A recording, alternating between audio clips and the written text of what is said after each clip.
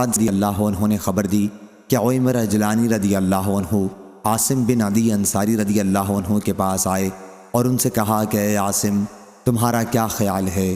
اگر کوئی اپنی بیوی کے ساتھ کسی غیر کو دیکھے تو کیا اسے وہ قتل کر سکتا ہے؟ لیکن پھر تم قصاص میں اسے شوہر کو بھی قتل کر دو گے، یا پھر وہ کیا کرے گا؟ عاصم، میرے لیے یہ مسئلہ آپ رسول اللہ صلی اللہ علیہ وسلم سے پوچھ دیجئے۔ عاصم رضی اللہ عنہ نے جب حضور اکرم صلی اللہ علیہ وسلم سے یہ مسئلہ پوچھا تو آن حضرت صلی اللہ علیہ وسلم نے ان سوالات کو ناپسند فرمایا، اور اس سلسلے میں حضور صلی اللہ علیہ وسلم کے کلمات عاصم رضی اللہ عنہ پر گراں گزرے۔ اور جب وہ واپس اپنے گھر آئے تو عویمر نے آ کر ان سے پوچھا کہ بتائیے، آپ سے حضور اکرم صلی اللہ علیہ وسلم نے کیا فرمایا؟ عاصم نے اس پر کہا کہ تم نے مجھ کو آفت میں ڈالا، جو سوال تم نے پوچھا تھا وہ آن حضرت صلی اللہ علیہ وسلم کو ناگوار گزرا۔ عویمر رضی اللہ عنہ نے کہا کہ اللہ کی قسم، یہ مسئلہ آن حضور صلی اللہ علیہ وسلم سے پوچھے بغیر میں باز نہیں آؤں گا۔ چنانچہ وہ روانہ ہوئے اور حضور اکرم صلی اللہ علیہ وسلم کی خدمت میں پہنچے۔ آن حضرت صلی اللہ علیہ وسلم لوگوں کے درمیان میں تشریف رکھتے تھے۔ عویمر رضی اللہ عنہ نے عرض کیا، یا رسول اللہ صلی اللہ علیہ وسلم، اگر کوئی شخص اپنی بیوی کے ساتھ کسی غیر کو پا لیتا ہے تو آپ کا کیا خیال ہے؟ کیا وہ اسے قتل کر دے؟ لیکن اس صورت میں آپ اسے قتل کر دیں گے یا پھر اسے کیا کرنا چاہیے؟ حضور اکرم صلی اللہ علیہ وسلم نے فرمایا، اللہ تعالیٰ نے تمہاری بیوی کے بارے میں وحی نازل کی ہے، اس لیے تم جاؤ اور اپنی بیوی کو بھی ساتھ لاؤ۔ سہل رضی اللہ عنہ نے بیان کیا کہ پھر دونوں میاں بیوی نے لعان کیا۔ لوگوں کے ساتھ میں بھی رسول اللہ صلی اللہ علیہ وسلم کے ساتھ اس وقت موجود تھا۔ لعان سے جب دونوں فارغ ہوئے تو حضرت عویمر رضی اللہ عنہ نے عرض کیا، یا رسول اللہ صلی اللہ علیہ وسلم، اگر اس کے بعد بھی میں اسے اپنے پاس رکھوں تو اس کا مطلب یہ ہوگا کہ میں جھوٹا ہوں۔ چنانچہ انہوں نے حضور صلی اللہ علیہ وسلم کے حکم سے پہلے ہی اپنی بیوی کو 3 طلاق دی۔ ابن شہاب نے بیان کیا کہ پھر لعان کرنے والے کے لیے یہی طریقہ جاری ہو گیا۔ صحیح بخاری حدیث نمبر 5259۔ عروہ بن زبیر نے خبر دی اور انہیں حضرت عائشہ رضی اللہ عنہا نے خبر دی کہ رفاعہ قرظی رضی اللہ عنہ کی بیوی رسول اللہ صلی اللہ علیہ وسلم کی خدمت میں حاضر ہوئیں اور عرض کیا، یا رسول اللہ صلی اللہ علیہ وسلم، رفاعہ رضی اللہ عنہ نے مجھے طلاق دے دی تھی، اور طلاق بھی بائن۔ پھر میں نے اس کے بعد عبد الرحمن بن زبیر قرظی رضی اللہ عنہ سے نکاح کر لیا، لیکن ان کے پاس تو کپڑے کے پلو جیسا ہے، یعنی وہ نامرد ہیں۔ آن حضرت صلی اللہ علیہ وسلم نے فرمایا، غالباً تم رفاعہ رضی اللہ عنہ کے پاس دوبارہ جانا چاہتی ہو، لیکن ایسا اس وقت تک نہیں ہو سکتا جب تک تم اپنے موجودہ شوہر کا مزہ نہ چکھ لو اور وہ تمہارا مزہ نہ چکھ لے۔ صحیح بخاری حدیث نمبر 5260۔ قاسم بن محمد نے بیان کیا اور ان سے حضرت عائشہ رضی اللہ عنہا نے کہ ایک صاحب نے اپنی بیوی کو 3 طلاق دے دی تھی۔ ان کی بیوی نے دوسری شادی کر لی، پھر دوسرے شوہر نے بھی ہم بستری سے پہلے انہیں طلاق دے دی۔ رسول اللہ صلی اللہ علیہ وسلم سے سوال کیا گیا کہ کیا پہلا شوہر اب ان کے لیے حلال ہے کہ ان سے دوبارہ شادی کر لیں؟ آن حضرت صلی اللہ علیہ وسلم نے فرمایا کہ نہیں، یہاں تک کہ وہ یعنی شوہر ثانی اس کا مزہ چکھے جیسا کہ پہلے نے مزہ چکھا تھا۔ صحیح بخاری حدیث نمبر 5261۔ مسلم بن سبیح نے بیان کیا، ان سے مسروق نے اور ان سے حضرت عائشہ رضی اللہ عنہا نے بیان کیا کہ رسول اللہ صلی اللہ علیہ وسلم نے ہمیں اختیار دیا تھا اور ہم نے اللہ اور اس کے رسول کو ہی پسند کیا تھا، لیکن اس کا ہمارے حق میں کوئی شمار طلاق میں نہیں ہوا تھا۔ صحیح بخاری حدیث نمبر 5262۔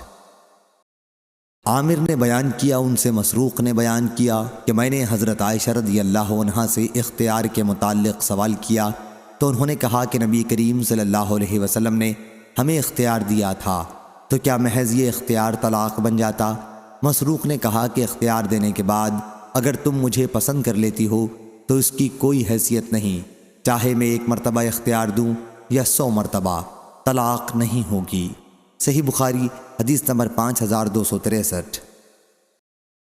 لیث بن سعد نے نافع سے بیان کیا کہ عبداللہ بن عمر رضی اللہ عنہ سے اگر ایسے شخص کا مسئلہ پوچھا جاتا جس نے اپنی بیوی کو 3 طلاق دی ہوتی تو وہ کہتے، اگر تو ایک بار یا 2 بار طلاق دیتا تو رجوع کر سکتا تھا، کیونکہ حضرت صلی اللہ علیہ وسلم نے مجھ کو ایسا ہی حکم دیا تھا، لیکن جب تو نے 3 طلاق دے دی تو وہ عورت اب تجھ پر حرام ہو گئی، یہاں تک کہ وہ تیرے سوا اور کسی شخص سے نکاح کرے۔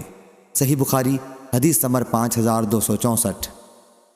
ہشام بن عروہ نے بیان کیا، ان سے ان کے والد نے اور ان سے حضرت عائشہ رضی اللہ عنہا نے بیان کیا کہ ایک شخص رفاعی نے اپنی بیوی تمیمہ بنت وہب کو طلاق دے دی، پھر ایک دوسرے شخص سے ان کی بیوی نے نکاح کیا، لیکن انہوں نے بھی ان کو طلاق دے دی۔ ان دوسرے شوہر کے پاس کپڑے کے پلو کی طرح تھا، عورت کو اس سے پورا مزہ جیسا وہ چاہتی تھی نہیں ملا۔ آخر عبد الرحمن نے تھوڑے ہی دنوں رکھ کر اس کو طلاق دے دی۔ اب وہ عورت حضرت صلی اللہ علیہ وسلم کے پاس آئی اور عرض کیا کہ یا رسول اللہ صلی اللہ علیہ وسلم، میرے شوہر نے مجھے طلاق دے دی تھی، پھر میں نے ایک دوسرے مرد سے نکاح کیا، وہ میرے پاس تنہائی میں آئے، لیکن ان کے ساتھ تو کپڑے کے پلو کی طرح کے سوا اور کچھ نہیں ہے۔ کل ایک ہی بار اس نے مجھ سے صحبت کی، وہ بھی بیکار، دخول ہی نہیں ہوا، اوپر ہی اوپر چھو کر رہ گیا۔ اب میں اپنے پہلے خاوند کے لیے حلال ہو گئی؟ آپ نے فرمایا تو اپنے پہلے خاوند کے لیے حلال نہیں ہو سکتی جب تک دوسرا خاوند تیری شیرینی نہ چکھے۔ صحیح بخاری حدیث نمبر 5265۔ معاویہ بن سلام نے بیان کیا، ان سے یحییٰ بن ابی کثیر نے، ان سے یعلی بن حکیم نے، ان سے سعید بن جبیر نے، انہوں نے انہیں خبر دی کہ انہوں نے ابن عباس رضی اللہ عنہ سے سنا، انہوں نے بیان کیا کہ اگر کسی نے اپنی بیوی کو اپنے اوپر حرام کہا تو یہ کوئی چیز نہیں، اور فرمایا کہ تمہارے لیے رسول اللہ صلی اللہ علیہ وسلم کی پیروی عمدہ پیروی ہے۔ صحیح بخاری حدیث نمبر 5266۔ حسن بن محمد بن صباح نے بیان کیا، کہا ہم سے حجاج بن محمد اور نے، ان سے ابن جریج نے کہ عطا بن ابی رباح نے یقین کے ساتھ کہا کہ انہوں نے عبید بن عمیر سے سنا، انہوں نے بیان کیا کہ میں نے حضرت عائشہ رضی اللہ عنہا سے سنا، انہوں نے بیان کیا کہ نبی کریم صلی اللہ علیہ وسلم ام المومنین زینب بنت حجش رضی اللہ عنہا کے یہاں ٹھہرتے تھے اور ان کے یہاں شہد پیا کرتے تھے، چنانچہ میں نے اور حضرت حفصہ رضی اللہ عنہا نے مل کر صلاح کی کہ حضرت صلی اللہ علیہ وسلم ہم میں سے جس کے یہاں بھی تشریف لائیں تو حضرت صلی اللہ علیہ وسلم سے یہ کہا جائے کہ آپ کے منہ سے مغافیر، ایک خاص قسم کی بدبودار گوند کی بو آتی ہے، کیا آپ نے مغافیر کھایا ہے؟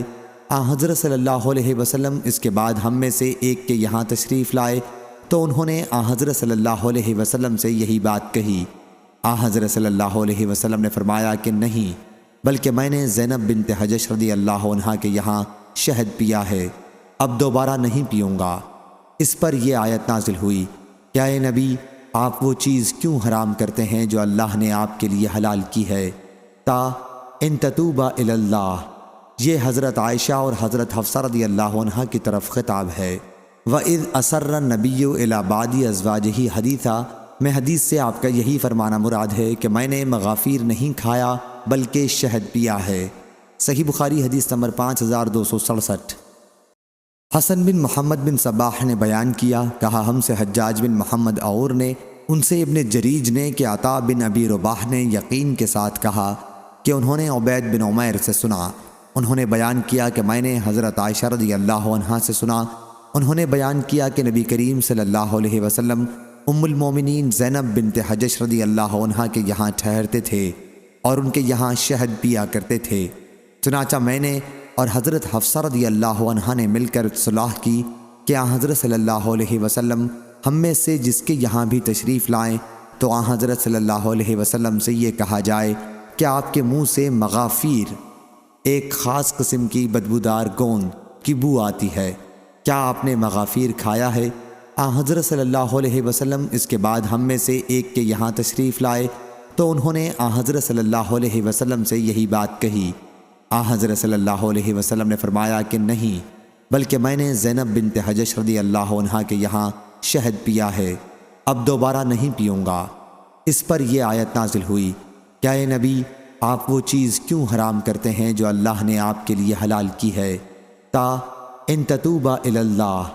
یہ حضرت عائشہ اور حضرت حفصہ رضی اللہ عنہا کی طرف خطاب ہے۔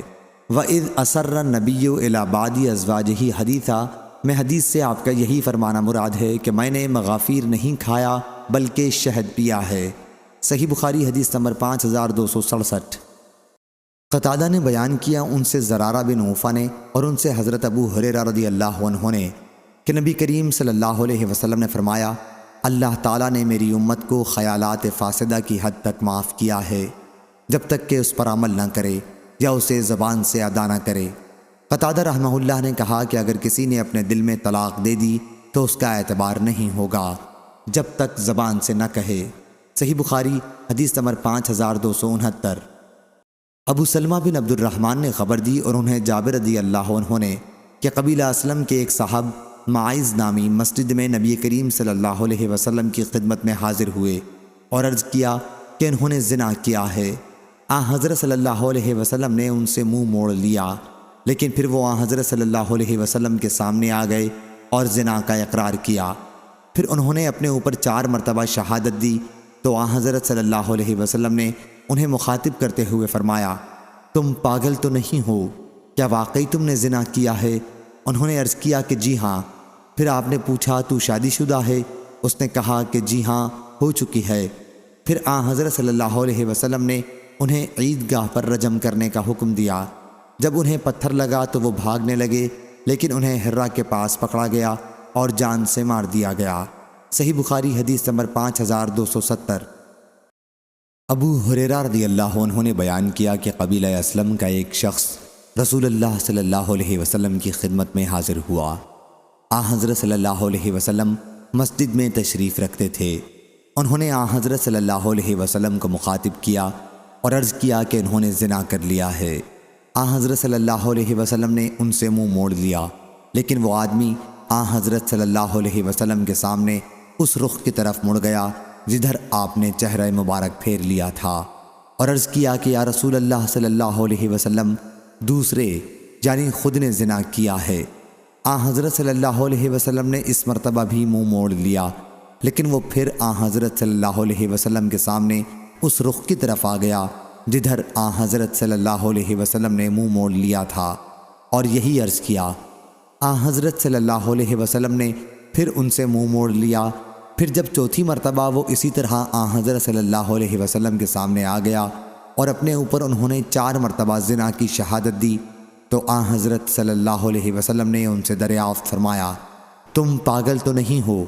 انہوں نے عرض کیا کہ نہیں۔ پھر حضرت صلی اللہ علیہ وسلم نے صحابہ سے فرمایا کہ انہیں لے جاؤ اور سنسار کرو، کیونکہ وہ شادی شدہ تھے۔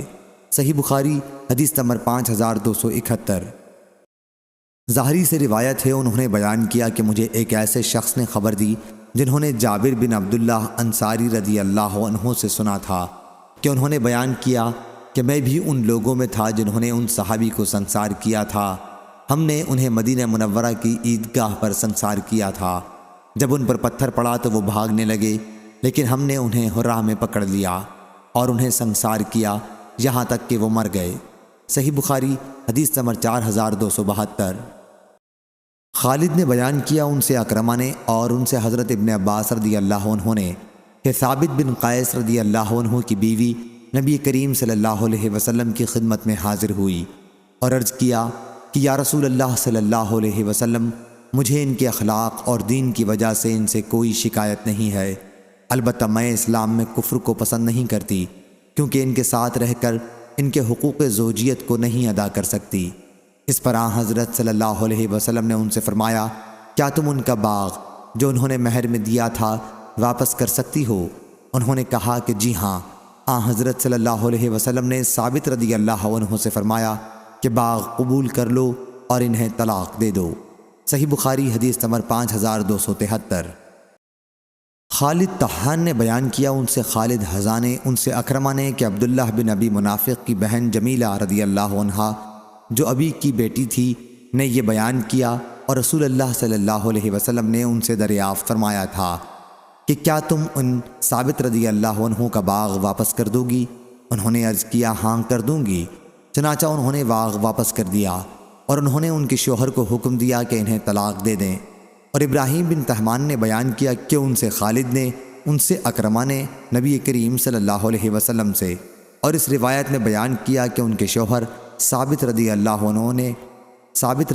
عنہ نے انہیں طلاق دے دی۔ صحیح بخاری حدیث نمبر 5274۔ ابن تمیمہ سے روایت ہے، ان سے اکرمہ نے، ان سے حضرت ابن عباس رضی اللہ عنہ نے انہوں نے بیان کیا کہ ثابت بن قیس رضی اللہ عنہ کی بیوی رسول اللہ صلی اللہ علیہ وسلم کی خدمت میں حاضر ہوئیں اور عرض کیا، یا رسول اللہ صلی اللہ علیہ وسلم، مجھے ثابت کے دین اور ان کے اخلاق کی وجہ سے کوئی شکایت نہیں ہے، لیکن میں ان کے ساتھ گزارا نہیں کر سکتی۔ حضرت صلی اللہ علیہ وسلم نے اس پر فرمایا کہ پھر کیا تم ان کا باغ واپس کر سکتی ہو؟ انہوں نے عرض کیا، جی ہاں۔ صحیح بخاری حدیث نمبر 5275۔ حضرت ابن عباس رضی اللہ عنہ نے بیان کیا کہ ثابت بن قیس بن شماس رضی اللہ عنہ کی بیوی نبی کریم صلی اللہ علیہ وسلم کے پاس آئیں اور عرض کیا، یا رسول اللہ صلی اللہ علیہ وسلم، ثابت رضی اللہ عنہ کے دین اور ان کے اخلاق سے مجھے کوئی شکایت نہیں، لیکن مجھے خطرہ ہے کہ میں ثابت رضی اللہ عنہ کی ناشکری میں نہ پھنس جاؤں۔ حضرت صلی اللہ علیہ وسلم نے اس پر ان سے دریافت فرمایا، کیا تم ان کا باغ جو انہوں نے مہر میں دیا تھا واپس کر سکتی ہو؟ انہوں نے عرض کیا، جی ہاں۔ چنانچہ انہوں نے وہ باغ واپس کر دیا اور حضرت صلی اللہ علیہ وسلم کے حکم سے ثابت رضی اللہ عنہ نے انہیں اپنے سے جدا کر دیا۔ صحیح بخاری حدیث نمبر 5276۔ سلیمان بن حرب نے بیان کیا، ان سے حماد بن یزید نے بیان کیا، ان سے ایوب سختیانی نے، ان سے اکرمہ نے یہی قصہ مرسلاً نقل کیا اور اس میں خاتون کا نام جمیلہ آیا ہے۔ صحیح بخاری حدیث نمبر 5277۔ مسعود بن مخرمہ رضی اللہ عنہ نے بیان کیا کہ میں نے نبی کریم صلی اللہ علیہ وسلم سے سنا، آپ فرما رہے تھے کہ بنی مغیرہ نے اس کی اجازت مانگی ہے کہ علی رضی اللہ عنہ سے وہ اپنی بیٹی کا نکاح کر لیں، لیکن میں انہیں اس کی اجازت نہیں دوں گا۔ صحیح بخاری حدیث نمبر 5278۔ اسماعیل بن عبداللہ اویسی نے بیان کیا، کہا کہ مجھ سے امام مالک نے، ان سے ربیعہ بن ابی عبد الرحمن نے، ان سے قاسم بن محمد نے اور ان سے نبی کریم صلی اللہ علیہ وسلم کے زوجہ مطہرہ عائشہ رضی اللہ عنہا نے بیان کیا کہ بریرہ رضی اللہ عنہا سے دین کے 3 مسئلے معلوم ہو گئے۔ اول یہ کہ انہیں آزاد کیا گیا اور پھر ان کے شوہر کے بارے میں اختیار دیا گیا کہ چاہیں ان کے نکاح میں رہیں ورنہ الگ ہو جائیں، اور رسول اللہ صلی اللہ علیہ وسلم نے انہی کے بارے میں فرمایا کہ ولا اسی سے قائم ہوتی ہے جو آزاد کرے۔ اور ایک مرتبہ حضور اکرم صلی اللہ علیہ وسلم گھر میں تشریف لائے تو ایک ہانڈی میں گوشت پکایا جا رہا تھا، پھر کھانے کے لیے حضرت صلی اللہ علیہ وسلم کے سامنے روٹی اور گھر کا سالن پیش کیا گیا۔ حضرت صلی اللہ علیہ وسلم نے فرمایا کہ میں نے تو دیکھا کہ ہانڈی میں گوشت بھی پک رہا ہے۔ عرض کیا گیا کہ جی ہاں، لیکن وہ گوشت بریرہ رضی اللہ عنہا کو صدقے میں ملا ہے، اور حضرت صلی اللہ علیہ وسلم صدقہ نہیں کھاتے۔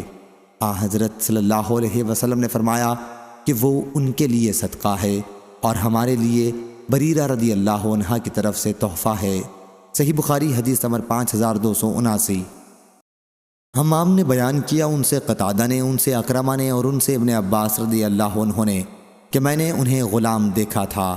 آپ کی مراد بریرہ رضی اللہ عنہ کے شوہر مغیث سے تھی۔ صحیح بخاری حدیث نمبر 5280۔ ابن عباس رضی اللہ عنہ نے بیان کیا کہ یہ مغیث بنی فلاں کے غلام تھے۔ آپ کا اشارہ بریرہ رضی اللہ عنہ کے شوہر کی طرف تھا، گویا اس وقت بھی میں انہیں دیکھ رہا ہوں کہ مدینے کی گلیوں میں وہ بریرہ رضی اللہ عنہ کے پیچھے پیچھے روتے پھر رہے ہیں۔ صحیح بخاری حدیث نمبر 5281۔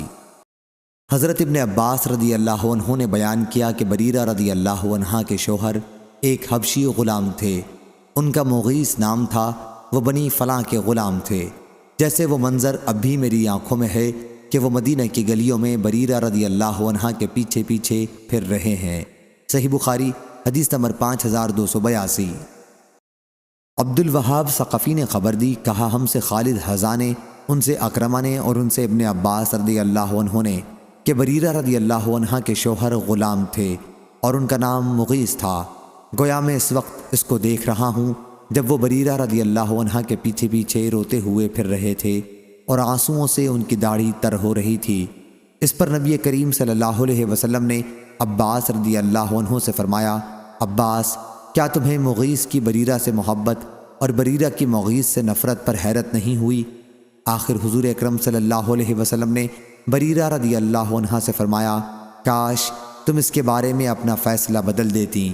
انہوں نے عرض کیا، یا رسول اللہ صلی اللہ علیہ وسلم، کیا آپ مجھے اس کا حکم فرما رہے ہیں؟ حضرت صلی اللہ علیہ وسلم نے فرمایا، میں صرف سفارش کر رہا ہوں۔ انہوں نے اس پر کہا کہ مجھے مغیث کے پاس رہنے کی خواہش نہیں ہے۔ صحیح بخاری حدیث نمبر 5283۔ شعبہ نے خبر دی، انہیں حکم نے، انہیں ابراہیم نخعی نے، انہیں اسود نے کہ عائشہ رضی اللہ عنہا نے بریرہ رضی اللہ عنہا کو خریدنے کا ارادہ کیا، لیکن ان کے مالکوں نے کہا کہ وہ اسی شرط پر انہیں بیچ سکتے ہیں کہ بریرہ رضی اللہ عنہا کا ترکہ ہم لیں اور ان کے ساتھ ولا آزادی کے بعد انہی سے قائم ہو۔ عائشہ رضی اللہ عنہا نے جب اس کا ذکر نبی کریم صلی اللہ علیہ وسلم سے کیا تو آپ نے فرمایا کہ انہیں خرید کر آزاد کر دو، ترکہ تو اسی کو ملے گا جو لونڈی غلام کو آزاد کرے، اور ولا بھی اسی کے ساتھ قائم ہو سکتی ہے جو آزاد کرے۔ اور نبی کریم صلی اللہ علیہ وسلم کے سامنے گوشت لایا گیا، پھر کہا گیا کہ یہ گوشت بریرہ رضی اللہ عنہا کو صدقہ کیا گیا تھا۔ حضرت صلی اللہ علیہ وسلم نے فرمایا کہ وہ ان کے لیے صدقہ ہے اور ہمارے لیے ان کا تحفہ ہے۔ ہم سے آدم بن ابی ایاس نے بیان کیا، ان سے شعبہ نے بیان کیا، اور اس روایت میں یہ اضافہ کیا کہ پھر آزادی کے بعد انہیں ان کے شوہر کے متعلق اختیار دیا گیا کہ چاہیں ان کے پاس رہیں اور اگر چاہیں ان سے اپنا نکاح توڑ ڈالیں۔ صحیح بخاری حدیث نمبر 5284۔ لیث بن سعد نے بیان کیا، ان سے نافع نے کہ ابن عمر رضی اللہ عنہ سے اگر یہودی یا نصرانی عورتوں سے نکاح کے متعلق سوال کیا جاتا تو وہ کہتے کہ اللہ تعالیٰ نے مشرک عورتوں سے نکاح مومنوں کے لیے حرام قرار دیا ہے، اور میں نہیں سمجھتا کہ اس سے بڑھ کر اور کیا شرک ہوگا کہ ایک عورت یہ کہے کہ اس کے رب حضرت عیسیٰ علیہ السلام ہیں، حالانکہ وہ اللہ کے مقبول بندوں میں سے ایک مقبول بندے ہیں۔ صحیح بخاری حدیث نمبر 5285۔ عطا خراسانی نے بیان کیا، اور ان سے ابن عباس رضی اللہ عنہ نے کہ نبی کریم صلی اللہ علیہ وسلم اور مومنین کے لیے مشرکین دو طرح کے تھے۔ ایک تو مشرکین لڑائی کرنے والوں سے کہ حضرت صلی اللہ علیہ وسلم ان سے جنگ کرتے تھے اور وہ حضرت صلی اللہ علیہ وسلم سے جنگ کرتے تھے۔ دوسرے عہد و پیمان کرنے والے مشرکین کہ حضرت صلی اللہ علیہ وسلم ان سے جنگ نہیں کرتے تھے اور نہ وہ حضرت صلی اللہ علیہ وسلم سے جنگ کرتے تھے۔ اور جب اہل حرب کی کوئی عورت اسلام قبول کرنے کے بعد ہجرت کر کے مدینہ منورہ آتی تو انہیں اس وقت تک پیغام نکاح نہ دیا جاتا یہاں تک کہ انہیں حیض آتا، اور پھر وہ اس سے پاک ہوتیں۔ پھر جب وہ پاک ہو جاتی تو ان سے نکاح جائز ہو جاتا۔ پھر اگر ان کے شوہر بھی ان کے کسی دوسرے شخص سے نکاح کر لینے سے پہلے ہجرت کر کے آ جاتے تو یہ انہی کو ملتی، اور اگر مشرکین میں سے کوئی غلام یا لونڈی مسلمان ہو کر ہجرت کرتی تو وہ آزاد سمجھے جاتے اور ان کے وہی حقوق ہوتے جو تمام مہاجرین کے تھے۔ پھر عطا نے معاہد مشرکین کے سلسلے میں مجاہد کی حدیث کی طرح سے صورتحال بیان کی کہ اگر معاہد مشرکین کی کوئی غلام یا لونڈی ہجرت کر کے آ جاتی تو انہیں ان کے مالک مشرکین کو واپس نہیں کیا جاتا تھا، البتہ جو ان کی قیمت ہوتی وہ واپس کر دی جاتی تھی۔ صحیح بخاری حدیث نمبر 5286۔ اور عطا نے حضرت ابن عباس رضی اللہ عنہ سے بیان کیا کہ قریبہ بنت ابی امیہ عمر بن خطاب رضی اللہ عنہ کے نکاح میں تھیں۔ پھر عمر رضی اللہ عنہ نے مشرکین سے نکاح کی مخالفت کی آیت کے بعد انہیں طلاق دے دی تو معاویہ بن ابی سفیان رضی اللہ عنہ نے ان سے نکاح کر لیا، اور ام الحکم بنت ابی سفیان ایاز بن غنم فہری کے نکاح میں تھیں۔ اس وقت اس نے انہیں طلاق دی اور وہ مدینہ ہجرت کر کے آ گئیں، اور عبداللہ بن عثمان ثقفی نے ان سے نکاح کیا۔ صحیح بخاری حدیث نمبر 5287۔ عروہ بن زبیر نے خبر دی، اور ان سے نبی کریم صلی اللہ علیہ وسلم کے زوجہ مطہرہ عائشہ رضی اللہ عنہا نے بیان کیا کہ مومن عورتیں جب ہجرت کر کے نبی کریم صلی اللہ علیہ وسلم کے پاس آتی تھیں تو حضرت صلی اللہ علیہ وسلم انہیں آزماتے تھے بوجہ اللہ تعالیٰ کے اس ارشاد کے کہ اے وہ لوگو جو ایمان لے آئے ہو، جب مومن عورتیں تمہارے پاس ہجرت کر کے آئیں تو انہیں آزماؤ، آخر آیت تک۔ عائشہ رضی اللہ عنہا نے بیان کیا کہ پھر ان ہجرت کرنے والی مومن عورتوں میں سے جو اس شرط کا اقرار کر لیتی جس کا ذکر اسی سورہ ممتحنہ میں ہے کہ اللہ کا کسی کو شریک نہ ٹھہراؤ گی، تو وہ آزمائش میں پوری سمجھی جاتی تھیں۔ چنانچہ جب وہ اس کا اپنی زبان سے اقرار کر لیتیں تو رسول اللہ صلی اللہ علیہ وسلم ان سے فرماتے کہ اب جاؤ، میں نے تم سے عہد لے لیا ہے۔ ہرگز نہیں، واللہ آن حضرت صلی اللہ علیہ وسلم کے ہاتھ نے بیعت لیتے وقت کسی عورت کا ہاتھ کبھی نہیں چھوا۔ آن حضرت صلی اللہ علیہ وسلم ان سے صرف زبان سے بیعت لیتے تھے۔ واللہ آن حضرت صلی اللہ علیہ وسلم نے عورتوں سے صرف انہی چیزوں کا عہد لیا جن کا اللہ نے آپ کو حکم دیا تھا۔ بیعت لینے کے بعد آپ ان سے فرماتے کہ میں نے تم سے عہد لے لیا ہے، یا آپ صرف زبان سے کہتے کہ میں نے تم سے بیعت لے لی۔ صحیح بخاری حدیث نمبر 5288۔ اسماعیل بن ابی اویس نے بیان کیا، ان سے ان کے بھائی عبد الحمید نے، ان سے سلیمان بن بلال نے، ان سے حمید طویل نے کہ انہوں نے حضرت انس بن مالک رضی اللہ عنہ سے سنا، انہوں نے بیان کیا کہ رسول اللہ صلی اللہ علیہ وسلم نے اپنی ازواج مطہرات سے اعلاق کیا تھا۔ حضرت صلی اللہ علیہ وسلم کے پاؤں میں موچ آ گئی تھی، اس لیے آپ نے اپنے بالا خانے میں 29 دن تک قیام فرمایا۔ پھر آپ وہاں سے اترے۔ لوگوں نے کہا کہ یا رسول اللہ صلی اللہ علیہ وسلم، آپ نے 1 مہینے کا اعلاق کیا تھا۔ حضرت صلی اللہ علیہ وسلم نے فرمایا کہ مہینہ 29 دن کا بھی ہوتا ہے۔ صحیح بخاری حدیث نمبر 5289۔ لیث بن سعد نے بیان کیا، ان سے نافع نے کہ ابن عمر رضی اللہ عنہ اس اعلاق کے بارے میں جس کا ذکر اللہ تعالیٰ نے کیا ہے فرماتے تھے کہ مدت پوری ہونے کے بعد کسی کے لیے جائز نہیں سوا اس کے کہ قاعدے کے مطابق اپنی بیوی کو اپنے پاس ہی روک لے یا پھر طلاق دے، جیسا کہ اللہ تعالیٰ نے حکم دیا ہے۔ اور حضرت امام بخاری نے کہا کہ مجھ سے اسماعیل نے بیان کیا کہ ان سے امام مالک نے بیان کیا، ان سے نافع نے اور ان سے حضرت ابن عمر رضی اللہ عنہ نے کہ جب 4 مہینے گزر جائیں تو اسے قاضی کے سامنے پیش کیا جائے گا یہاں تک کہ وہ طلاق دے دے، اور طلاق اس وقت تک نہیں ہوتی جب تک طلاق دی نہ جائے۔ اور حضرت عثمان، علی، ابو دردہ اور عائشہ اور 12 دوسرے صحابہ رضوان اللہ علیہم سے بھی ایسا ہی منقول ہے۔ صحیح بخاری حدیث نمبر 5290۔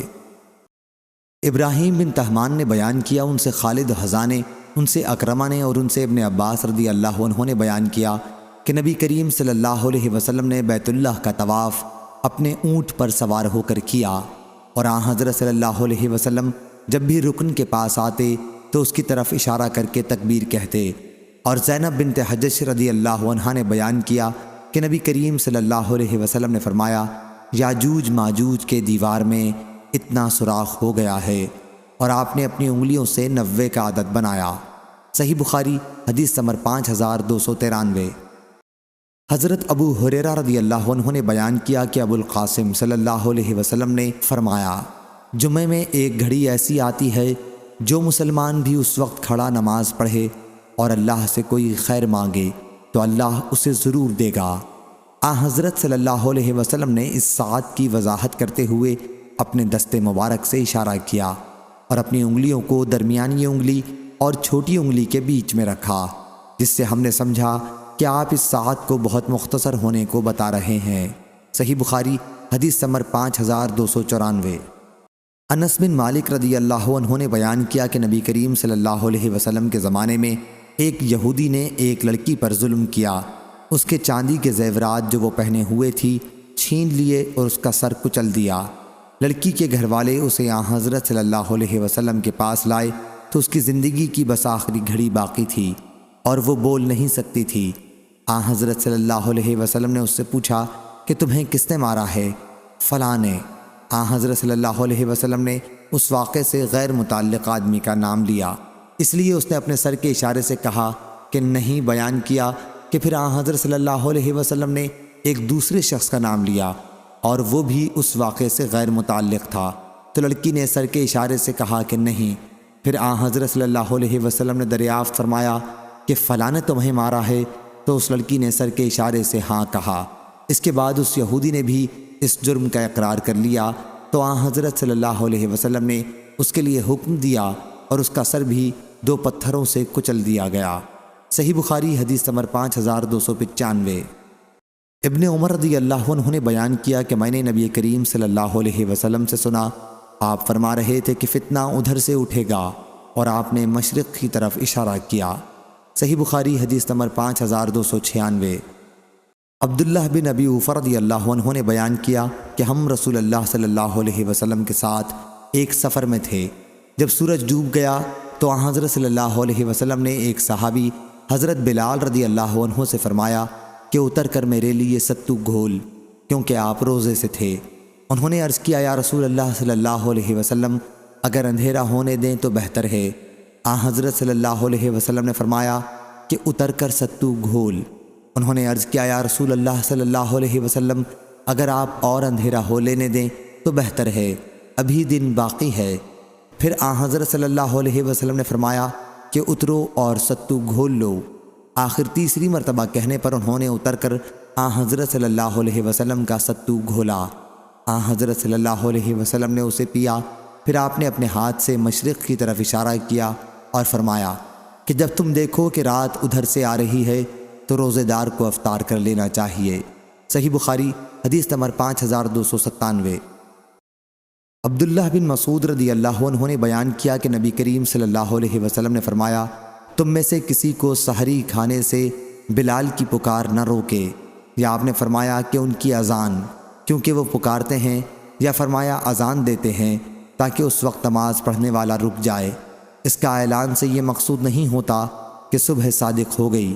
اس وقت یزید بن زری نے اپنے دونوں ہاتھ بلند کیے صبح کاذب کی صورت بتانے کے لیے، پھر ایک ہاتھ کو دوسرے پر پھیلایا صبح صادق کی صورت کے اظہار کے لیے۔ صحیح بخاری حدیث نمبر 5298۔ جعفر بن ربیعہ نے بیان کیا، ان سے عبد الرحمن بن حرمز نے، انہوں نے حضرت ابو ہریرہ رضی اللہ عنہ سے سنا کہ رسول اللہ صلی اللہ علیہ وسلم نے فرمایا، بخیل اور سخی کی مثال دو آدمیوں جیسی ہے جن پر لوہے کی دو زر ہیں، سینے سے گردن تک ہیں۔ سخی جب بھی کوئی چیز خرچ کرتا ہے تو زرہ اس کے چمڑے پر ڈھیلی ہو جاتی ہے اور اس کے پاؤں کی انگلیوں تک پہنچ جاتی ہے اور پھیل کر اتنی بڑھ جاتی ہے کہ اس کے نشان قدم کو مٹاتی چلتی ہے۔ لیکن بخیل جب بھی خرچ کا ارادہ کرتا ہے تو اس کی زرہ کا ہر حلقہ اپنی اپنی جگہ چمٹ جاتا ہے۔ وہ اسے ڈھیلا کرنا چاہتا ہے لیکن وہ ڈھیلا نہیں ہوتا۔ اس وقت آپ نے اپنی انگلی سے اپنے حلق کی طرف اشارہ کیا۔ صحیح بخاری حدیث نمبر 5299۔ لیث بن سعد نے بیان کیا، ان سے یحییٰ بن سعید انصاری نے، اور انہوں نے انس بن مالک انصاری رضی اللہ عنہ سے سنا، بیان کیا کہ رسول اللہ صلی اللہ علیہ وسلم نے فرمایا، تمہیں بتاؤں کہ قبیلہ انصار کا سب سے بہتر گھرانہ کون سا ہے؟ صحابہ نے عرض کیا، ضرور بتائیے یا رسول اللہ صلی اللہ علیہ وسلم۔ آپ نے فرمایا کہ بنو نجار کا، اس کے بعد ان کا مرتبہ ہے جو ان سے قریب ہیں، یعنی بنو عبد اشہل کا، اس کے بعد وہ ہیں جو ان سے قریب ہیں، بنو حارث بن خزرج کا، اس کے بعد وہ ہیں جو ان سے قریب ہیں، بنو سعدہ کا۔ پھر حضرت صلی اللہ علیہ وسلم نے اپنے ہاتھ سے اشارہ کیا اور اپنی مٹھی بند کی، پھر اسے اس طرح کھولا جیسے کوئی اپنے ہاتھ کی چیز کو پھینکتا ہے، پھر فرمایا کہ انصار کے ہر گھرانے میں خیر ہے۔ صحیح بخاری حدیث نمبر 5300۔ ابو حازم نے بیان کیا کہ میں نے رسول اللہ صلی اللہ علیہ وسلم کے صحابی سہل بن سعد سعدی رضی اللہ عنہ سے سنا، انہوں نے بیان کیا کہ رسول اللہ صلی اللہ علیہ وسلم نے فرمایا، میری بوسط قیامت سے اتنی قریب ہے جیسے اس کی اس سے، یعنی شہادت کی انگلی بیچ کی انگلی سے۔ یا حضرت صلی اللہ علیہ وسلم نے فرمایا، راوی کو شک تھا کہ جیسے یہ دونوں انگلیاں ہیں، اور آپ نے شہادت کی اور بیچ کی انگلیوں کو ملا کر بتایا۔ صحیح بخاری حدیث نمبر 5301۔ جبلہ بن سحیم نے بیان کیا، انہوں نے حضرت ابن عمر رضی اللہ عنہ سے سنا، انہوں نے بیان کیا کہ نبی کریم صلی اللہ علیہ وسلم نے فرمایا، مہینہ اتنے اتنے اور اتنے دنوں کا ہوتا ہے، آپ کی مراد 30 دن سے تھی۔ پھر فرمایا، اور اتنے اتنے اور اتنے دنوں کا بھی ہوتا ہے، آپ کا اشارہ 29 دنوں کی طرف تھا۔ ایک مرتبہ آپ نے 30 کی طرف اشارہ کیا اور دوسری مرتبہ 29 کی طرف۔ صحیح بخاری حدیث نمبر 5302۔ ابو مسعود رضی اللہ عنہ نے بیان کیا کہ اور نبی کریم صلی اللہ علیہ وسلم نے اپنے ہاتھ سے یمن کی طرف اشارہ کر کے فرمایا، کہ برکتیں ادھر ہیں۔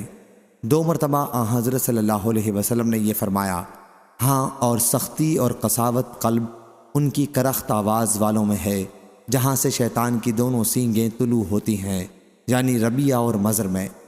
صحیح بخاری حدیث نمبر 5303۔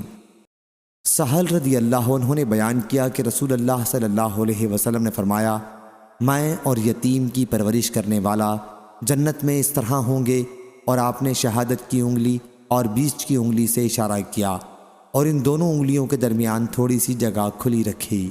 صحیح بخاری حدیث نمبر 5304۔ امام مالک نے بیان کیا، ان سے ابن شہاب نے، ان سے سعید بن مسیب نے، اور ان سے حضرت ابو ہریرہ رضی اللہ عنہ نے کہ ایک صحابی نبی کریم صلی اللہ علیہ وسلم کی خدمت میں حاضر ہوئے اور عرض کیا، یا رسول اللہ صلی اللہ علیہ وسلم، میرے یہاں تو کالا کلوٹا بچہ پیدا ہوا ہے۔ اس پر حضرت صلی اللہ علیہ وسلم نے فرمایا، تمہارے پاس کچھ اونٹ بھی ہیں؟ انہوں نے کہا، جی ہاں۔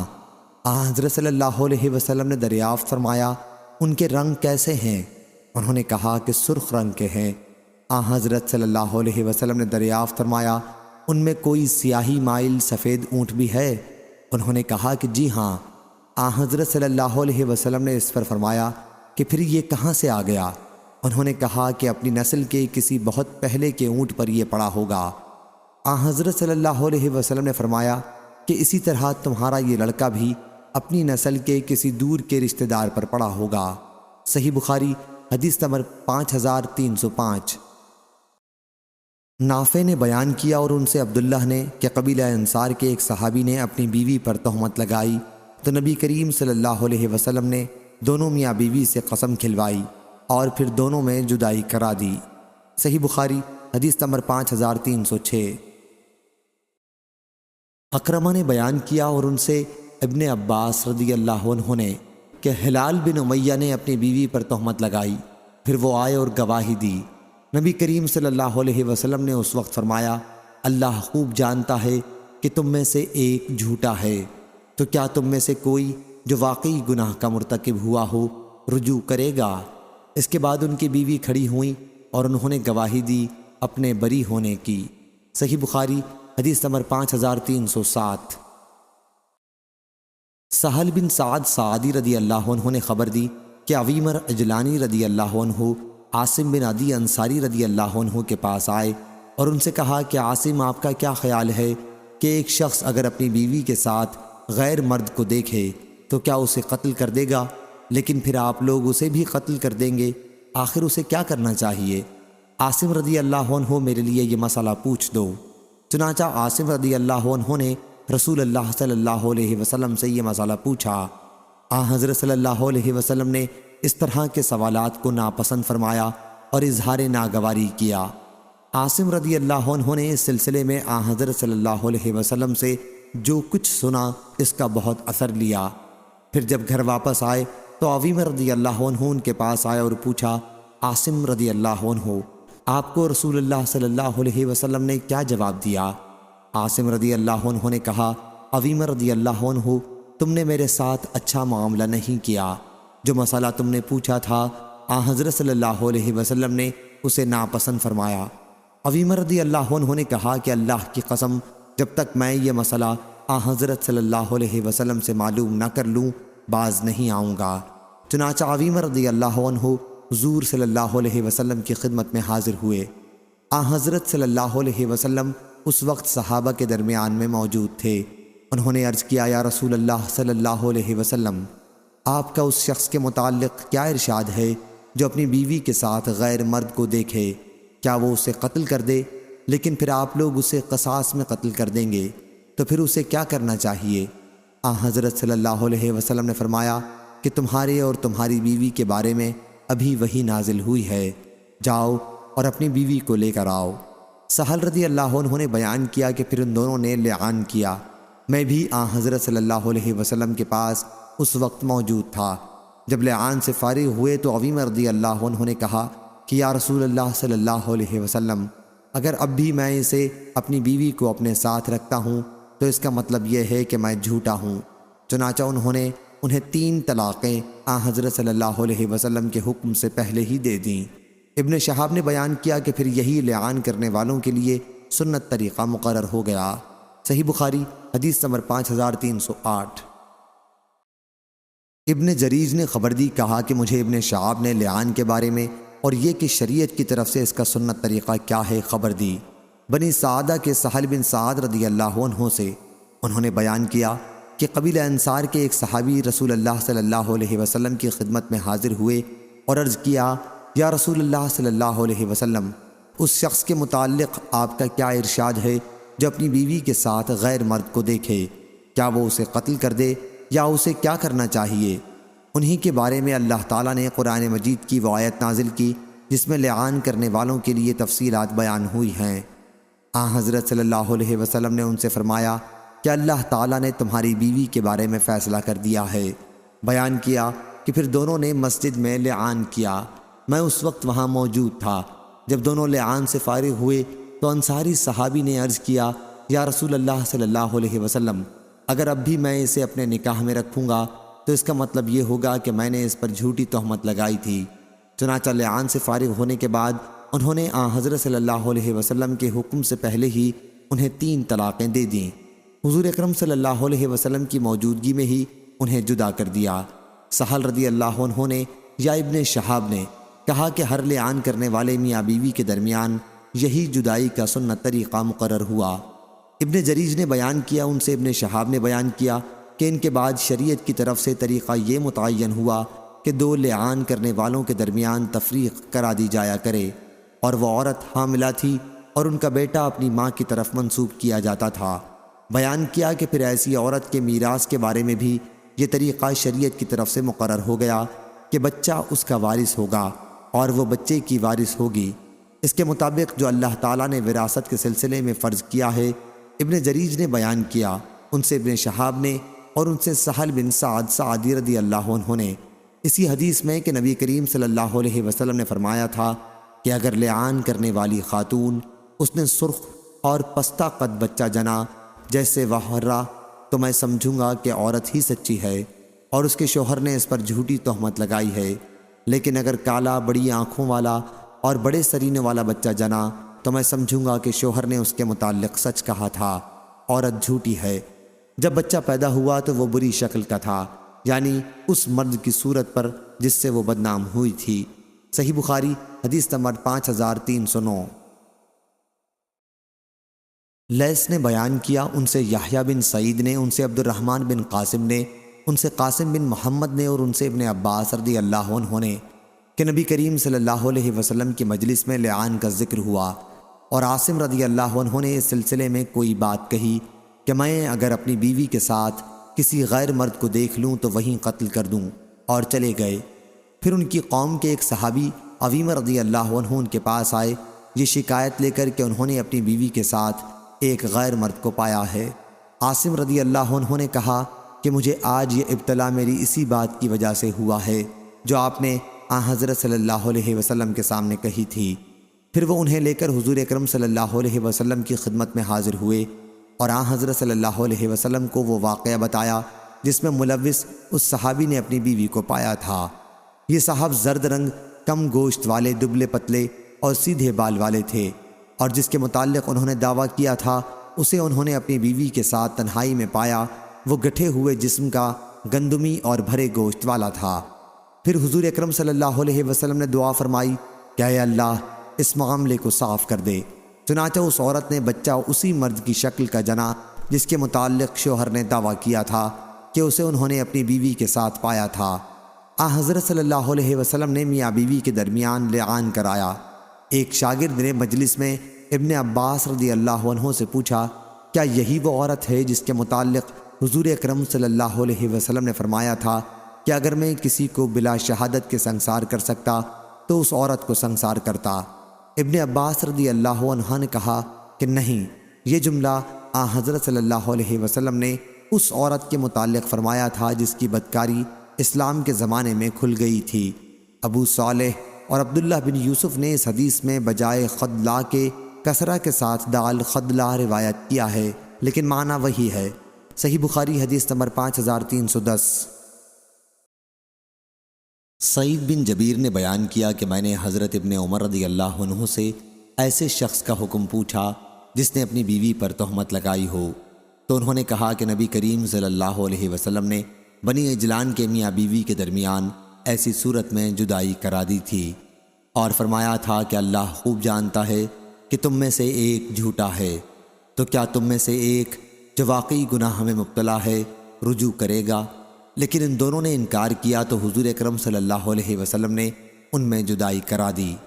ایوب نے کہا کہ مجھ سے عمرو بن دینار نے فرمایا کہ حدیث کے بعض اجزاء میرے خیال ہے کہ میں نے ابھی تم سے بیان نہیں کیے ہیں۔ فرمایا کہ ان صاحب نے جنہوں نے لعان کیا تھا کہا کہ میرے مال کا کیا ہوگا جو میں نے مہر میں دیا تھا۔ بیان کیا کہ اس پر ان سے کہا گیا کہ وہ مال جو عورت کو مہر میں دیا تھا اب تمہارا نہیں رہا، اگر تم سچے ہو اس تہمت لگانے میں تب بھی، کیونکہ تم اس عورت کے پاس تنہائی میں جا چکے ہو، اور اگر تم جھوٹے ہو تب تو تم کو اور بھی مہر نہ ملنا چاہیے۔ صحیح بخاری حدیث نمبر 5311۔ سفیان بن عینہ نے بیان کیا کہ عمروں نے کہا کہ میں نے سعید بن جبیر سے سنا، انہوں نے بیان کیا کہ میں نے حضرت ابن عمر رضی اللہ عنہ سے لعان کرنے والوں کا حکم پوچھا، تو انہوں نے بیان کیا کہ ان کے متعلق رسول اللہ صلی اللہ علیہ وسلم نے فرمایا تھا کہ تمہارا حساب تو اللہ تعالیٰ کے ذمہ ہے، تم میں سے ایک جھوٹا ہے، اب تمہیں تمہاری بیوی پر کوئی اختیار نہیں۔ ان صحابی نے عرض کیا کہ میرا مال واپس کرا دیجئے جو مہر میں دیا گیا تھا۔ حضرت صلی اللہ علیہ وسلم نے فرمایا کہ اب وہ تمہارا مال نہیں ہے، اگر تم اس کے معاملے میں سچے ہو تو تمہارا یہ مال اس کے بدلے میں ختم ہو چکا کہ تم نے اس کی شرمگاہ کو حلال کیا تھا، اور اگر تم نے اس پر جھوٹی تہمت لگائی تھی پھر تو وہ تم سے بعید تر ہے۔ سفیان نے بیان کیا کہ یہ حدیث میں نے عمروں سے یاد کی، اور ایوب نے بیان کیا کہ میں نے سعید بن جبیر سے سنا، کہا کہ میں نے ابن عمر رضی اللہ عنہ سے ایسے شخص کے متعلق پوچھا جس نے اپنی بیوی سے لعان کیا ہو، تو آپ نے اپنی 2 انگلیوں سے اشارہ کیا۔ سفیان نے اس اشارے کو اپنی 2 شہادت اور بیچ کی انگلیوں کو جدا کر کے بتایا کہ نبی کریم صلی اللہ علیہ وسلم نے قبیلہ بنی عجلان کے میاں بیوی کے درمیان جدائی کرائی تھی، اور فرمایا تھا کہ اللہ جانتا ہے کہ تم میں سے ایک جھوٹا ہے، تو کیا وہ رجوع کر لے گا؟ آپ نے 3 مرتبہ یہ فرمایا۔ علی بن عبداللہ مدینی نے کہا کہ سفیان بن عینہ نے مجھ سے کہا، میں نے یہ حدیث جیسے عمرو بن دینار اور ایوب سے سن کر یاد رکھی تھی ویسی ہی تجھ سے بیان کر دی۔ صحیح بخاری حدیث نمبر 5312۔ انس بن عیاض نے بیان کیا ان سے عبید اللہ نے اور ان سے نافع نے کہ حضرت ابن عمر رضی اللہ عنہ نے انہیں خبر دی کہ نبی کریم صلی اللہ علیہ وسلم نے اس مرد اور اس کی بیوی کے درمیان جدائی کرا دی تھی جنہوں نے اپنی بیوی پر تہمت لگائی تھی اور دونوں سے قسم لی تھی۔ صحیح بخاری حدیث نمبر 5313۔ ابن عمر رضی اللہ عنہ نے بیان کیا کہ قبیلہ انصار کے ایک صاحب اور ان کی بیوی کے درمیان رسول اللہ صلی اللہ علیہ وسلم نے لعان کرایا تھا اور دونوں کے درمیان جدائی کرا دی تھی۔ صحیح بخاری حدیث نمبر 5314۔ نافع نے بیان کیا اور ان سے ابن عمر رضی اللہ عنہ نے کہ نبی کریم صلی اللہ علیہ وسلم نے ایک صاحب اور ان کی بیوی کے درمیان لعان کرایا تھا، پھر ان صاحب نے اپنی بیوی کے لڑکے کا انکار کیا تو حضرت صلی اللہ علیہ وسلم نے دونوں کے درمیان جدائی کرا دی اور لڑکا عورت کو دے دیا۔ صحیح بخاری حدیث نمبر 5315۔ عبد الرحمن بن قاسم نے خبر دی، انہیں قاسم بن محمد نے اور انہیں ابن عباس رضی اللہ عنہ نے، انہوں نے بیان کیا کہ لعان کرنے والوں کا ذکر نبی کریم صلی اللہ علیہ وسلم کی مجلس میں ہوا تو عاصم بن عدی رضی اللہ عنہ نے اس پر ایک بات کہی کہ اگر میں اپنی بیوی کے ساتھ کسی کو پاؤں تو وہیں قتل کر ڈالوں۔ پھر واپس آئے تو ان کی قوم کے ایک صاحب ان کے پاس آئے اور ان سے کہا کہ میں نے اپنی بیوی کے ساتھ ایک غیر مرد کو پایا ہے۔ عاصم رضی اللہ عنہ نے کہا کہ اس معاملے میں میرا یہ ابتلا میری اس بات کی وجہ سے ہوا ہے جس کے کہنے کی جرت میں نے حضور صلی اللہ علیہ وسلم کے سامنے کی تھی۔ پھر وہ ان صاحب کو ساتھ لے کر حضرت صلی اللہ علیہ وسلم کے پاس گئے اور حضرت صلی اللہ علیہ وسلم کو اس صورت سے مطلع کیا جس میں انہوں نے اپنی بیوی کو پایا تھا۔ یہ صاحب زرد رنگ، کم گوشت والے اور سیدھے بالوں والے تھے، اور وہ جسے انہوں نے اپنی بیوی کے پاس پایا تھا گندمی گٹھے جسم کا زرد بھرے گوشت والا تھا، اس کے بال بہت زیادہ گھنگریالے تھے۔ حضور اکرم صلی اللہ علیہ وسلم نے فرمایا، اے اللہ معاملہ صاف کر دے۔ چنانچہ ان کی بیوی نے جو بچہ جنا وہ اسی شخص سے مشابہ تھا جس کے متعلق شوہر نے کہا تھا کہ انہوں نے اپنی بیوی کے پاس اسے پایا تھا۔ پھر حضور اکرم صلی اللہ علیہ وسلم نے دونوں کے درمیان لعان کرایا۔ ابن عباس رضی اللہ عنہ سے ایک شاگرد نے مجلس میں پوچھا، کیا یہ وہی عورت ہے جس کے متعلق حضور اکرم صلی اللہ علیہ وسلم نے فرمایا تھا کہ اگر میں کسی کو بلا شہادت سنسار کرتا تو اسے کرتا؟ ابن عباس رضی اللہ عنہ نے کہا کہ نہیں، یہ دوسری عورت تھی جو اسلام کے زمانے میں اعلانیہ بدکاری کیا کرتی تھی۔ صحیح بخاری حدیث نمبر 5316۔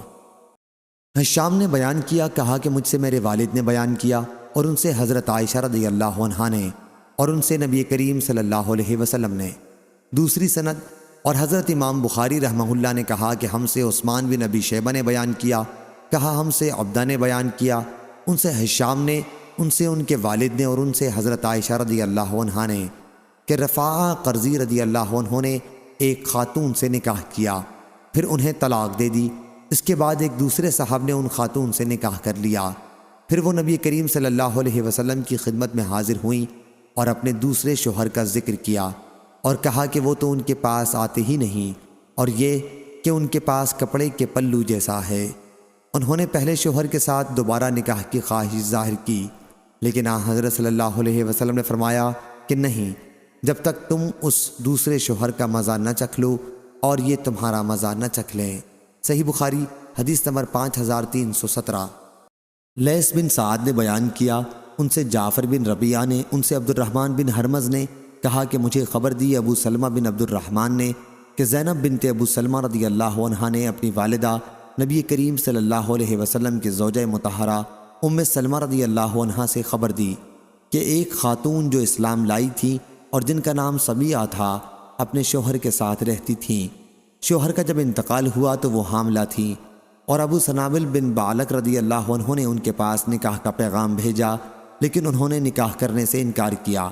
ابو سنابل نے کہا کہ اللہ کی قسم، جب تک عدت کی 2 مدتوں میں سے لمبی مدت نہ گزار لوں گی تمہارے لیے اس سے جس سے نکاح وہ کرنا چاہتی تھی نکاح کرنا صحیح نہیں ہوگا۔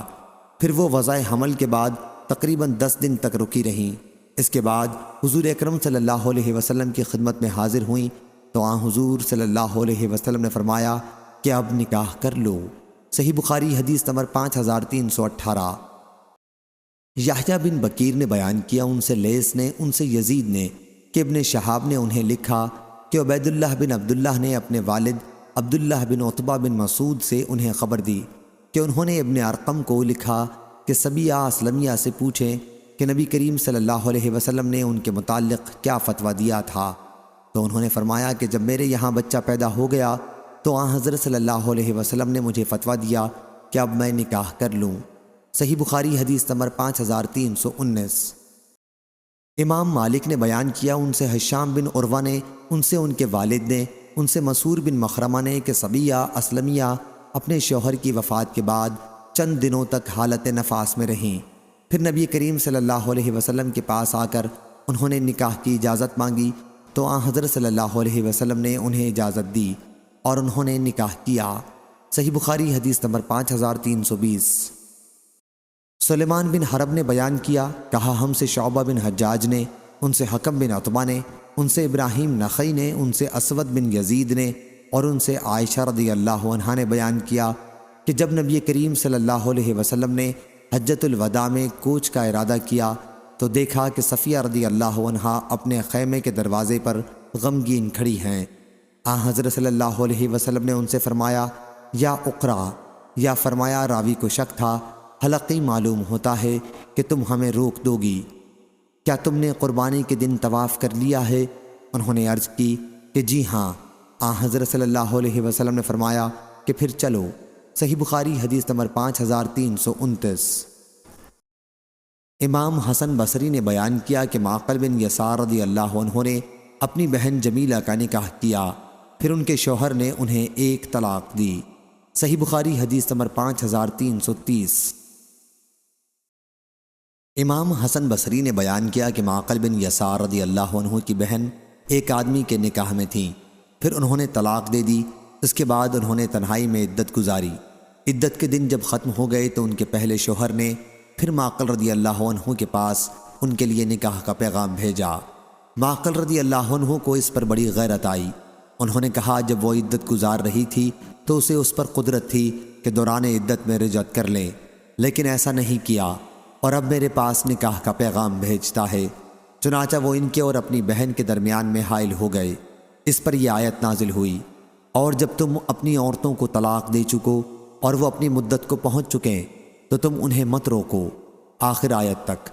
پھر رسول اللہ صلی اللہ علیہ وسلم نے انہیں بلا کر یہ آیت سنائی تو انہوں نے ضد چھوڑ دی اور اللہ کے حکم کے سامنے جھک گئے۔ صحیح بخاری حدیث نمبر 5331۔ لیث بن سعد نے بیان کیا ان سے نافع نے اور ان سے ابن عمر بن خطاب رضی اللہ عنہ نے کہ انہوں نے اپنی بیوی کو ایک طلاق دی تو اس وقت وہ حائضہ تھیں۔ رسول اللہ صلی اللہ علیہ وسلم نے ان کو حکم دیا کہ رجعت کر لیں اور انہیں اس وقت تک اپنے ساتھ رکھیں جب تک وہ اس حیض سے پاک ہونے کے بعد پھر دوبارہ حائضہ نہ ہوں۔ اس وقت بھی ان سے کوئی تعرض نہ کریں، اور جب وہ اس حیض سے بھی پاک ہو جائیں تو اگر اس وقت انہیں طلاق دینے کا ارادہ ہو تو طہر میں اس سے پہلے کہ ان سے ہم بستری کریں طلاق دیں۔ پس یہی وہ وقت ہے جس کے متعلق اللہ تعالیٰ نے حکم دیا ہے کہ اس میں عورتوں کو طلاق دی جائے۔ اور عبداللہ بن عمر رضی اللہ عنہ سے اگر اس کے متعلقہ ثلاثہ کے بارے میں سوال کیا جاتا تو سوال کرنے والے سے وہ کہتے کہ اگر تم نے 3 طلاقیں دے دی ہیں تو پھر تمہاری بیوی تم پر حرام ہے یہاں تک کہ وہ تمہارے سوا دوسرے شوہر سے نکاح کرے۔ غیر قطبیہ ابو الجہم کے اس حدیث میں لیث سے یہ اضافہ کیا ہے کہ انہوں نے بیان کیا کہ مجھ سے نافع نے بیان کیا اور ان سے ابن عمر رضی اللہ عنہ نے کہا کہ اگر تم نے اپنی بیوی کو 1 یا 2 طلاق دے دی ہو تو تم اسے دوبارہ اپنے نکاح میں لا سکتے ہو، کیونکہ نبی کریم صلی اللہ علیہ وسلم نے مجھے اس کا حکم دیا تھا۔ صحیح بخاری حدیث نمبر 5332۔ یونس بن جبیر نے بیان کیا کہ میں نے ابن عمر رضی اللہ عنہ سے پوچھا تو انہوں نے بتلایا کہ ابن عمر رضی اللہ عنہ نے اپنی بیوی کو طلاق دے دی، اس وقت وہ حائضہ تھیں۔ پھر حضرت عمر رضی اللہ عنہ نے اس کے متعلق نبی کریم صلی اللہ علیہ وسلم سے پوچھا تو آن حضرت صلی اللہ علیہ وسلم نے حکم دیا کہ ابن عمر رضی اللہ عنہ اپنی بیوی سے رجوع کر لیں، پھر جب طلاق کا صحیح وقت آئے تو طلاق دیں۔ یونس بن جبیر نے بیان کیا کہ ابن عمر رضی اللہ عنہ سے میں نے پوچھا کہ کیا اس طلاق کا بھی شمار ہوا تھا؟ انہوں نے بتلایا کہ اگر کوئی طلاق دینے والا شرع کے احکام بجلانے سے عاجز ہو یا احمق بے وقوف ہو تو کیا طلاق نہیں پڑے گی؟ صحیح بخاری حدیث نمبر 5333۔ زینب رضی اللہ عنہ نے بیان کیا کہ میں نبی کریم صلی اللہ علیہ وسلم کی زوجہ مطہرہ ام حبیبہ رضی اللہ عنہ کے پاس اس وقت گئی جب ان کے والد ابو سفیان بن حرب رضی اللہ عنہ کا انتقال ہوا تھا۔ ام حبیبہ رضی اللہ عنہ نے خوشبو منگوائی جس میں خلوق خوشبو کی زردی یا کسی اور چیز کی ملاوٹ تھی۔ پھر وہ خوشبو ایک لونڈی نے ان کو لگائی اور ام المومنین رضی اللہ عنہ نے خود اپنے رخساروں پر اسے لگایا۔ اس کے بعد کہا کہ واللہ مجھے خوشبو کے استعمال کی کوئی خواہش نہیں تھی، لیکن میں نے رسول اللہ صلی اللہ علیہ وسلم سے سنا ہے، حضرت صلی اللہ علیہ وسلم نے فرمایا کہ کسی عورت کے لیے جو اللہ اور آخرت کے دن پر ایمان رکھتی ہو جائز نہیں کہ 2-3 دن سے زیادہ کسی کا سوگ منائے سوائے شوہر کے کہ اس کا سوگ 4 مہینے 10 دن کا ہے۔ صحیح بخاری حدیث نمبر 5334۔ حضرت زینب رضی اللہ عنہ نے بیان کیا کہ اس کے بعد میں ام المومنین زینب بنت حجش رضی اللہ عنہ کے یہاں اس وقت گئی جب ان کے بھائی کا انتقال ہوا۔ انہوں نے بھی خوشبو منگوائی اور استعمال کی اور کہا کہ واللہ مجھے خوشبو کے استعمال کی کوئی خواہش نہیں تھی، لیکن میں نے رسول اللہ صلی اللہ علیہ وسلم کو برسر ممبر یہ فرماتے سنا ہے کہ کسی عورت کے لیے جو اللہ اور آخرت کے دن پر ایمان رکھتی ہو یہ جائز نہیں کہ کسی میت پر 3 دن سے زیادہ سوگ منائے، صرف شوہر کے لیے 4 مہینے 10 دن کا سوگ ہے۔ صحیح بخاری حدیث نمبر 5335۔ زینب بنت ام سلمہ رضی اللہ عنہ نے کہا کہ میں نے ام سلمہ رضی اللہ عنہ کو بھی یہ کہتے سنا کہ ایک خاتون رسول اللہ صلی اللہ علیہ وسلم کے پاس آئیں اور عرض کیا، یا رسول اللہ صلی اللہ علیہ وسلم، میری لڑکی کے شوہر کا انتقال ہو گیا ہے اور اس کی آنکھوں میں تکلیف ہے، تو کیا وہ سرما لگا سکتی ہے؟ حضرت صلی اللہ علیہ وسلم نے اس پر فرمایا کہ نہیں، 2-3 مرتبہ آپ نے یہ فرمایا، ہر مرتبہ یہ فرماتے تھے کہ نہیں۔ پھر حضرت صلی اللہ علیہ وسلم نے فرمایا کہ یہ شرعی عدت 4 مہینے اور 10 دن ہی کی ہے۔ جاہلیت میں تو تمہیں سال بھر تک مینگنی پھینکنی پڑتی تھی جب کہیں عدت سے باہر ہوتی تھیں۔ صحیح بخاری حدیث نمبر 5336۔ حمید نے بیان کیا کہ میں نے زینب بنت ام سلمہ رضی اللہ عنہا سے پوچھا کہ اس کا کیا مطلب ہے کہ سال بھر تک مینگنی پھینکنی پڑتی تھی۔ انہوں نے فرمایا کہ زمانہ جاہلیت میں جب کسی عورت کا شوہر مر جاتا تو وہ ایک نہایت تنگ و تاریک کوٹھری میں داخل ہو جاتی، سب سے برے کپڑے پہنتی اور خوشبو کا استعمال ترک کر دیتی، یہاں تک کہ اسی حالت میں 1 سال گزر جاتا۔ پھر کسی چوپائے، گدھے یا بکری یا پرندے کو اس کے پاس لایا جاتا اور وہ عدت سے باہر آنے کے لیے اس پر ہاتھ پھیرتی۔ ایسا کم ہوتا تھا کہ وہ کسی جانور پر ہاتھ پھیر دے اور وہ مر نہ جائے۔ اس کے بعد وہ نکالی جاتی اور اسے مینگنی دی جاتی جسے وہ پھینکتی۔ اب وہ خوشبو وغیرہ کوئی بھی چیز استعمال کر سکتی تھی۔ امام مالک سے پوچھا گیا کہ تفطدو بہ کا کیا مطلب ہے، تو آپ نے فرمایا وہ اس کا جسم چھوتی تھی۔ صحیح بخاری حدیث نمبر 5337۔ آدم بن ابی ایاس نے بیان کیا، کہا ہم سے شعبہ نے، کہا ہم سے حمید بن نافع نے، ان سے زینب بنت ام سلمہ رضی اللہ عنہا نے اپنی والدہ سے کہ ایک عورت کے شوہر کا انتقال ہو گیا، اس کے بعد اس کی آنکھ میں تکلیف ہوئی تو اس کے گھر والے رسول اللہ صلی اللہ علیہ وسلم کی خدمت میں حاضر ہوئے اور آپ سے سرما لگانے کی اجازت مانگی۔ حضرت صلی اللہ علیہ وسلم نے فرمایا کہ سرما زمانہ عدت میں نہ لگاؤ، زمانہ جاہلیت میں تمہیں بدترین کپڑے میں وقت گزارنا پڑتا تھا۔ یا راوی کو شک تھا کہ یہ فرمایا کہ بدترین گھر میں وقت عدت گزارنا پڑتا تھا۔ جب اس طرح 1 سال پورا ہو جاتا تو اس کے پاس سے کتا گزرتا اور وہ اس پر مینگنی پھینکتی۔ جب عدت سے باہر آتی پس سرما نہ لگاؤ یہاں تک کہ 4 مہینے 10 دن گزر جائیں۔ صحیح بخاری حدیث نمبر 5338۔ اور میں نے زینب بنت ام سلمہ رضی اللہ عنہا سے سنا، وہ ام حبیبہ سے بیان کرتی تھیں کہ نبی کریم صلی اللہ علیہ وسلم نے فرمایا، ایک مسلمان عورت جو اللہ اور آخرت کے دن پر ایمان رکھتی ہو، اس کے لیے جائز نہیں کہ وہ کسی کی وفات کا سوگ 3 دن سے زیادہ منائے، سوائے شوہر کے کہ اس کے لیے 4 مہینے 10 دن ہیں۔ صحیح بخاری حدیث نمبر 5339۔ سلمہ بنت علقمہ نے بیان کیا، ان سے محمد بن سیرین نے کہ ام عطیہ رضی اللہ عنہا نے بیان کیا کہ ہمیں منع کیا گیا ہے کہ شوہر کے سوا کسی کا سوگ منائیں، 3 دن سے زیادہ منائیں۔ صحیح بخاری حدیث نمبر 5340۔ ام عطیہ رضی اللہ عنہا نے بیان کیا کہ ہمیں اس سے منع کیا گیا کہ کسی میت کا 3 دن سے زیادہ سوگ منائیں، سوائے شوہر کے کہ اس کے لیے 4 مہینے 10 دن کی عدت تھی۔ اس عرصے میں ہم نہ سرما لگاتے، نہ خوشبو استعمال کرتے اور نہ رنگا کپڑا پہنتے تھے، البتہ وہ کپڑا اس سے الگ تھا جس کا دھاگا بننے سے پہلے ہی رنگ دیا گیا ہو۔ ہمیں اس کی اجازت تھی کہ اگر کوئی حیض کے بعد غسل کرے تو اس وقت اظفار کا تھوڑا سا عود استعمال کر لے، اور ہمیں جنازے کے پیچھے چلنے کی بھی ممانعت تھی۔ صحیح بخاری حدیث نمبر 5341۔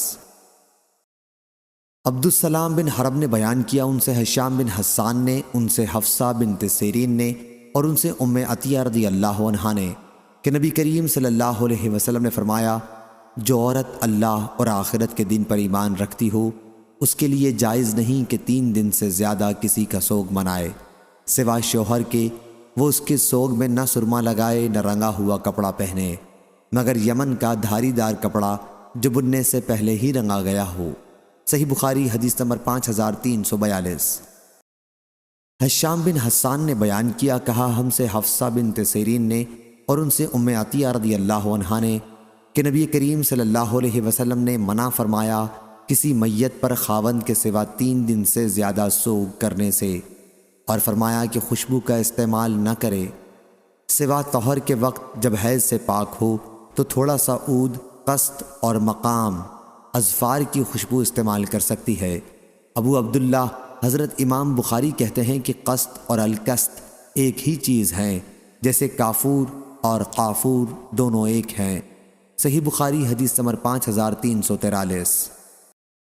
روح بن عبادہ نے خبر دی، کہا ہم سے شبل بن عباد نے، ان سے ابن ابی نجیح نے، اور ان سے مجاہد نے آیت کریمہ والذین یتوفون، یعنی اور جو لوگ تم میں سے وفات پا جائیں اور بیویاں چھوڑ جائیں کے متعلق کہا کہ یہ عدت جو شوہر کے گھر والوں کے پاس گزاری جاتی تھی پہلے واجب تھی، اس لیے اللہ تعالیٰ نے یہ آیت اتاری، والذین یتوفون منکم، یعنی اور جو لوگ تم میں سے وفات پا جائیں اور بیویاں چھوڑ جائیں ان پر لازم ہے کہ اپنی بیویوں کے حق میں نفع اٹھانے کی وصیت کر جائیں کہ وہ 1 سال تک گھر سے نہ نکالی جائیں، لیکن اگر وہ خود نکل جائیں تو کوئی گناہ تم پر نہیں، اس باب میں جیسے وہ بیویاں اپنے بارے میں دستور کے مطابق کریں۔ مجاہد نے کہا کہ اللہ تعالیٰ نے ایسی بیوہ کے لیے 7 مہینے 20 دن سال بھر میں سے وصیت قرار دی، اگر وہ چاہے تو شوہر کی وصیت کے مطابق وہیں ٹھہری رہے، اور اگر چاہے 4 مہینے 10 دن کی عدت پوری کر کے وہاں سے چلی جائے۔ اللہ تعالیٰ کے ارشاد غیر اخراج تک، یعنی انہیں نکالا نہ جائے، البتہ اگر وہ خود چلی جائیں تو تم پر گناہ نہیں، کا یہی منشا ہے، پس عدت تو جیسے کہ پہلے تھی اب بھی اس پر واجب ہے۔ ابن ابی نجیح نے اسے مجاہد سے بیان کیا، اور عطا نے بیان کیا کہ حضرت ابن عباس رضی اللہ عنہ نے کہا کہ اس پہلی آیت نے بیوہ کو خاوند کے گھر میں عدت گزارنے کا حکم کو منسوخ کر دیا، اس لیے اب وہ جہاں چاہے عدت گزارے، اور اسی طرح اس آیت نے اللہ تعالیٰ کے ارشاد غیر اخراج یعنی انہیں نکالا نہ جائے کو بھی منسوخ کر دیا ہے۔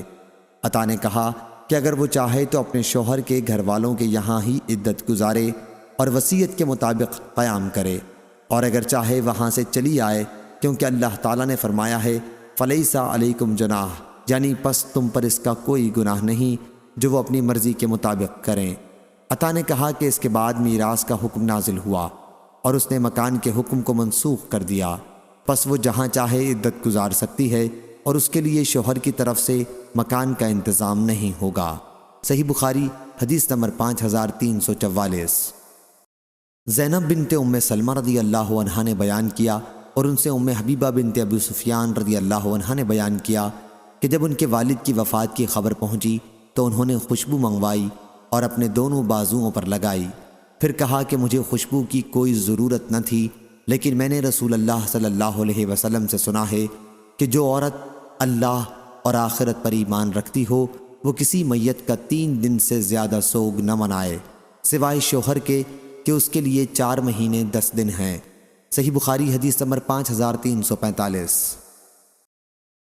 ابو مسعود رضی اللہ عنہ نے بیان کیا کہ نبی کریم صلی اللہ علیہ وسلم نے کتے کی قیمت، کاہن کی کمائی اور زانیہ عورت کے زنا کی کمائی کھانے سے منع فرمایا۔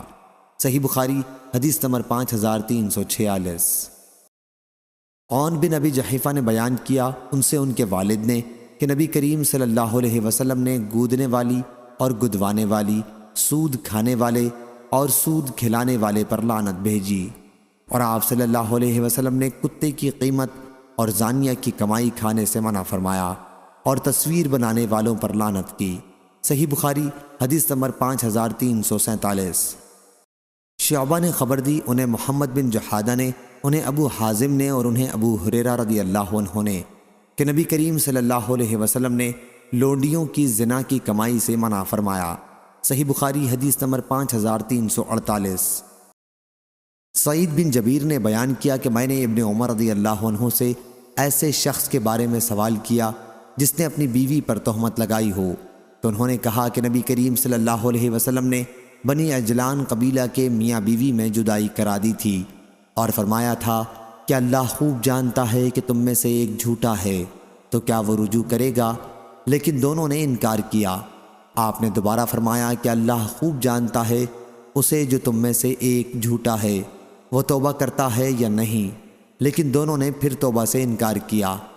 پس حضرت صلی اللہ علیہ وسلم نے ان میں جدائی کرا دی۔ ایوب نے بیان کیا کہ مجھ سے عمر بن دینار نے کہا کہ یہاں حدیث میں ایک چیز اور ہے، میں نے تمہیں اسے بیان کرتے نہیں دیکھا، وہ یہ ہے کہ تہمت لگانے والے شوہر نے کہا تھا کہ میرا مال مہر دلوا دیجیے۔ حضرت صلی اللہ علیہ وسلم نے اس پر فرمایا کہ وہ تمہارا مال ہی نہیں رہا، اگر تم سچے بھی ہو تو تم اس سے خلوت کر چکے ہو، اور اگر جھوٹے ہو تب تو تم کو بطریق اولا کچھ نہ ملنا چاہیے۔ صحیح بخاری حدیث نمبر 5349۔